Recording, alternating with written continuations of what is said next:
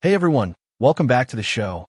Today, we're talking about something that I think can really change the way you connect with people, especially those who seem tough to crack, like that shy relative or the quiet person at a party. Have you ever found yourself in a conversation that just stalls out? You ask a question, they give a short answer, and suddenly it feels like you're stuck. Well, I got a technique that can help you keep things flowing and maybe even uncover something fascinating about the other person. It's called the ping pong method, and no, it's not about picking up a paddle. It's a way to bounce a conversation back and forth naturally. So what's the ping pong method all about? Picture a game of ping pong. The ball goes from one side to the other, each player keeping in play. In a conversation, it works like this. You ask a question, the other person answers, and instead of jumping to a completely new topic, you respond with something related to what they said, then toss another question their way. It's simple, but it's powerful because it keeps the discussion alive and makes both of you feel comfortable contributing. Let me break it down with an example. Say you ask someone, "What do you do for work?" They tell you, "I'm a bartender at Highland." Now, here's where people often go wrong. They might say something like, "Oh, I'm a barista. Do you have any pets?" That's a total pivot. It's like you ignored what they said and moved on. The conversation feels choppy, and they might not feel encouraged to open up. Instead, try this. "I'm a barista.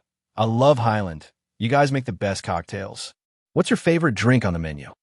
See how that keeps the ball in play? You're building on their answer, showing you're listening, and giving them a chance to share more. It's not just about asking questions. It's about adding your own thoughts, so it feels like a real exchange, not an interrogation. And that's a key point. The ping pong method isn't about firing off a list of questions like you're conducting an interview. That can feel stiff and unnatural, and honestly, the other person might start wondering why you're grilling them. They want to get to know you too. By chiming in with your own comments, you're showing them you're engaged, and that makes the whole thing more enjoyable for both of you. Here's why I love this method. It's a fantastic way to get even the quietest people to open up. Everyone's got something they're passionate about, whether it's their job, their pets, or their favorite TV show.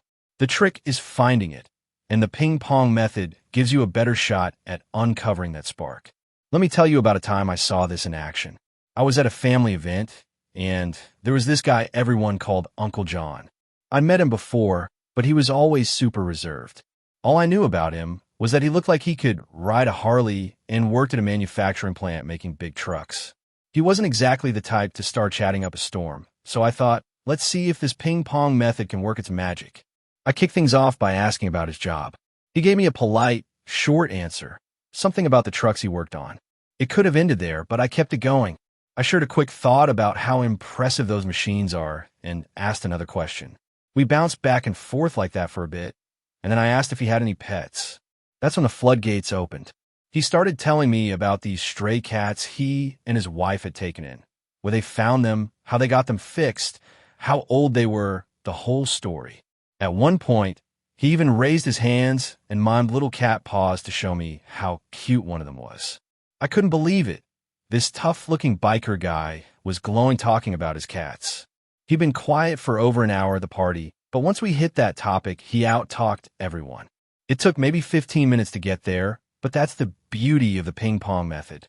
You ask, you listen, you add something, and you keep digging until you strike gold.